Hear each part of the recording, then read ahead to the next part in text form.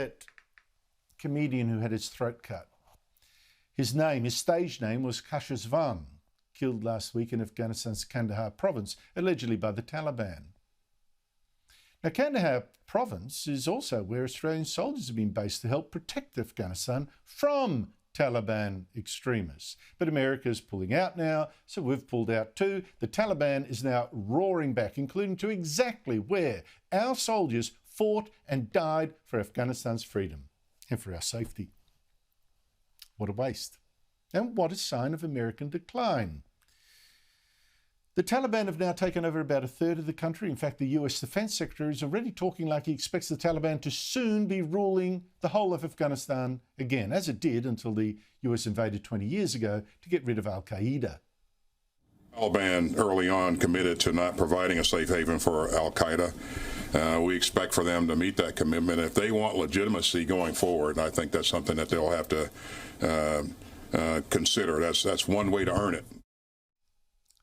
I'm afraid this is not the only sign of American decline. US President Joe Biden has just announced the US will now pull out of Iraq as well, where it's also been propping up a weak kind of democracy. But I guess let's try and look at it more positively. There are two ways of looking at all this. It's either a weak US cutting and running and leaving two fragile democracies in the Middle East to the Islamic extremists. Or this is the US switching as fast as it can to focus on the real threats, including the real threat to us, the big and growing threats, China and Russia, just as the Vice Chairman of America's Joint Chief of Staff now say. We have to not ignore the threats in the Middle East, but deal with the threats in the Middle East in a different way, with a smaller footprint, so we can divert more of our body on the threats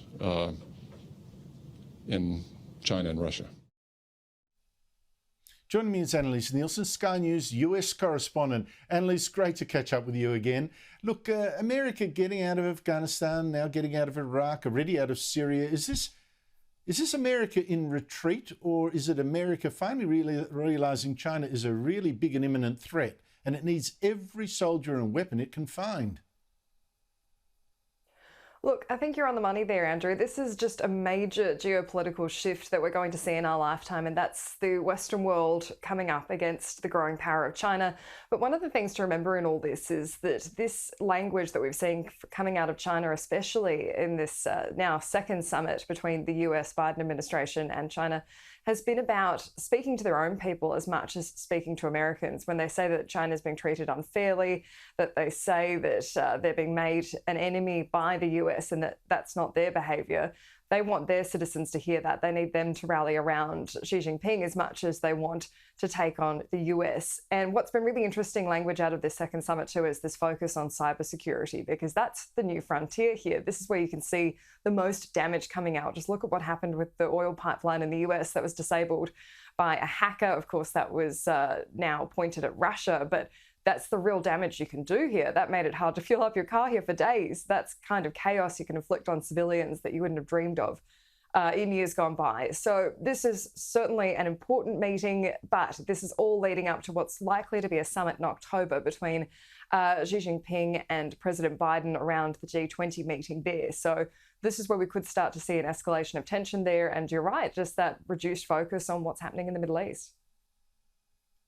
Yeah, the second summit you mentioned, there was the first one, I think it was in Alaska or whatever, that ended very badly, lots of insults being thrown around. Now Joe Biden is, for the second summit that you referred to, has sent his Deputy Secretary of State to China. That happened yesterday, to talk to China's foreign minister. It didn't go very well either, did it? I mean, as you say, China seems to be posturing, claiming that America's the villain here and China's getting picked on.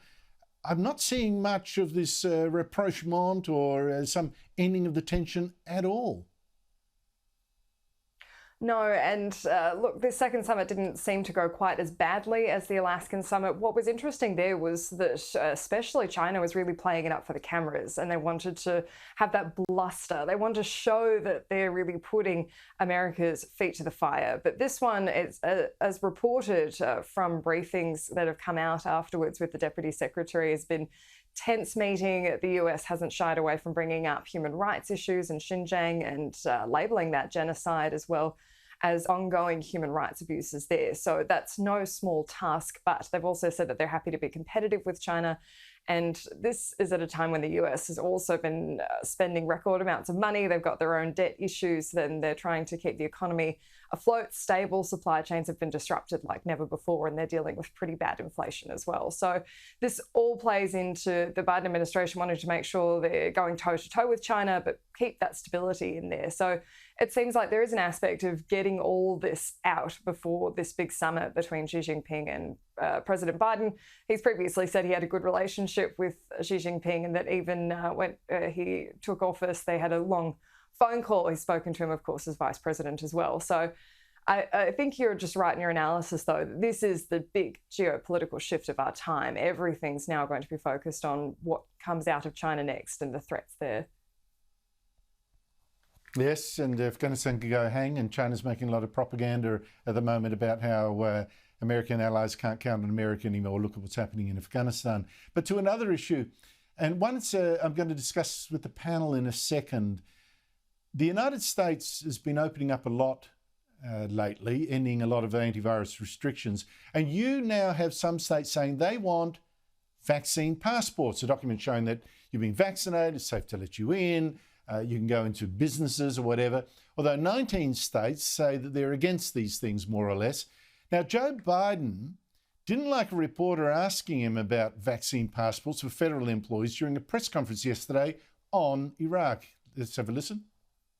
You are such a pain in the neck, but I'm going to answer your question because we've known each other for so long. It has nothing to do with Iraq. The answer, no. I'll answer your question. Yes, Veteran Affairs is going to, in fact, require that all docs working and facilities are going to have to be vaccinated. Now, first of all, Annelise, I've got to observe that if Donald Trump has called a female reporter a pain in the neck, the media would make that a sensation for a week. But, it's good old Joe, so that's okay. But how are vaccine passports playing out in the United States?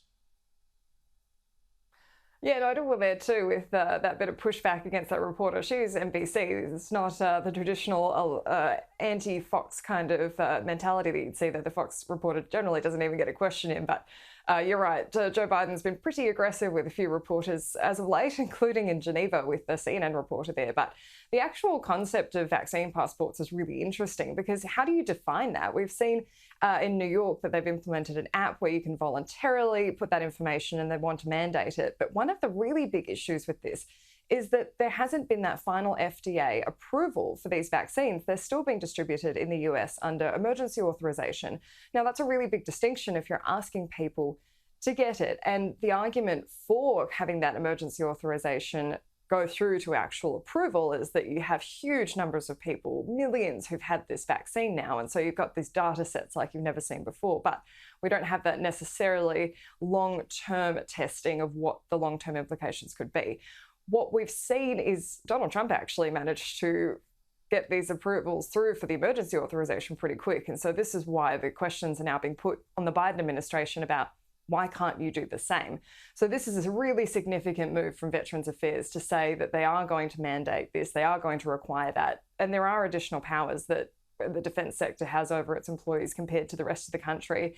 In practice, I know people who work in corporate environments, it tends to be strongly encouraged that you share your vaccine status. Most people are very happy to either way, either say, look, I've got it, I can't wait to tell you I've got it, or I'm not going to get it and stop asking me. And a lot of companies here too are actually incentivizing employees if they fill out a form about their attitude towards it and their vaccine, they'll get gift vouchers, things like that. And so that's how they're kind of trying to manage it. But most companies aren't bold enough to actually say, you've got to tell us and we're going to decide what you do based on that. But this is going to start impacting things like schools, really critical infrastructure in the US, and still airlines, things like that. So I think it's one to watch. But the tricky question is just how do you define a passport? Is it just a certificate like the little yellow one you get to travel now? I know you and I both have one of those for vaccines. But yeah, it's a complicated one. Now, Annelise, you've teased out a few things that I'm going to discuss with the panel now, because I think this debate is coming right here. In fact, it's here now. I don't think many people have wanted to have it, but it is here. Thank you so much for your time, Annelise Nielsen.